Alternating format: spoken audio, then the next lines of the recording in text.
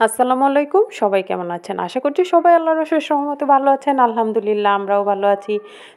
চারিদিকে কিন্তু তীব্র শীত পড়েছে, আর এই শীতে হাঁস খাওয়ার দম কিন্তু সবার ঘরে ঘরে। আর কিভাবে সহজ পদ্ধতিতে হাঁস নেওয়া হয় আমি সেটাই আপনাদের সাথে শেয়ার করছি। আজকে আমাদের 3টা হাঁস নিয়ে আসছে বাজার থেকে।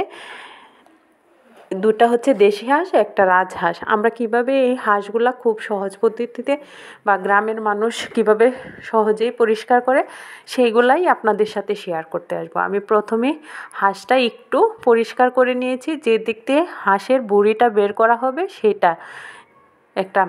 এই যে দেখেন, প্রথমে কিন্তু আমরা জবাই করা হাঁসের বুড়িটা বের করে নিচ্ছি। ভিতরের যে বুড়িটা আছে, নাড়ি বুড়ি সবগুলা টেনে বের করে নিচ্ছি। তারপর একটা মানে উতাল গরম, যেটাকে বলক করতে থাকে, সেই রকম গরম পানিতে ডুবিয়ে দিয়েছি 5 মিনিটের জন্য, যাতে লোমগুলা খুব সহজেই উঠে আসে। সেই জন্য দেখতেই পাচ্ছেন। কে কীভাবে নেন সেটা তো জানি না, কিন্তু আমরা এই সহজ পদ্ধতিতেই কিন্তু নিয়ে থাকি। যখন 5-6 মিনিট গরম পানিতে দেওয়া হবে, তখন কিন্তু দেখবেন আপনি আপনি হাঁসের যে পাখনাগুলো আছে, পাখাগুলা, সেইগুলা উঠে আসবে। এই যে দেখছেন কত সহজেই কিন্তু পরিষ্কার হয়ে গেছে। একটি কথা, এখনও যারা আমার চ্যানেলটা সাবস্ক্রাইব করেন নাই, প্লিজ সাবস্ক্রাইব করে পাশে থাকবেন, লাইক কমেন্ট করবেন, প্রিয়জনদের সাথে শেয়ার করবেন। এটা আমার পেজেও যায়, যারা পেজটা দেখবেন অবশ্যই ফলো করে দেবেন। আমার হাঁসটা কিন্তু প্রায় নেওয়া হয়ে গেছে। আর দেখা যায় যে একটু বড় বাড়তি হাঁস, যেটাকে বলা হয়, কচি হাঁস না, মানে বয়স হয়েছে এরকম হাঁসগুলা যদি নেওয়া যায়, তাহলে এটার ভিতরে চামড়ার নিচে যে কালো পাখনাগুলা থাকে ওইগুলা থাকে না, সবগুলা বাইরে বেরিয়ে আসে। আর যেই হাঁসগুলার সব পাখনা বাইরে বেরিয়ে আসবে, সেই হাঁসগুলা কিন্তু নিতে খুবই সহজ হয়। আমার হাঁসটা কিন্তু খুব সহজেই নেওয়া হয়ে গেছে। শাশুড়ি মা আর খালা শাশুড়ি দুজনে মিলে হাঁসটা নিচ্ছিল, আর আমি পাশ থেকে দাঁড়িয়ে দাঁড়িয়ে ভিডিও করছিলাম।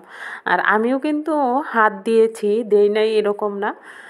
এই যে পুরো হাঁসটা কিন্তু খুব সুন্দরভাবে পরিষ্কার হয়ে গেছে। এইভাবে কিন্তু আমরা আজকে 3টা হাঁসই নিয়ে নিয়েছি।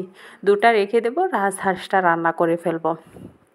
এই যে শাশুড়ি মা এখন চুলায় জ্বলসে নিচ্ছেন। হাঁসটা যখন সবগুলা পাখনা উঠে যাবে, তখন কিন্তু চুলায় জ্বলসে নিতে হবে। চাইলে আপনারা মাটির চুলায়ও জ্বলসে নিতে পারেন। আর গ্যাসের চুলায় জলসালে কি হয়, এখানে কালি জ্বলির ঝামেলা থাকে না, কালো হয়ে যায় না। সেই জন্যই আমরা এই যে একদম সুন্দর থাকে, একদম ধবধবে সাদার মতোই থাকে, জাস্ট খালি একটু একটু পোড়া পোড়া হয়।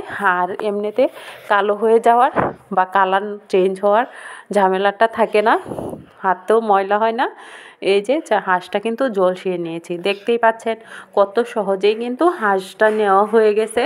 আর এখন কিন্তু রান্নার পালা।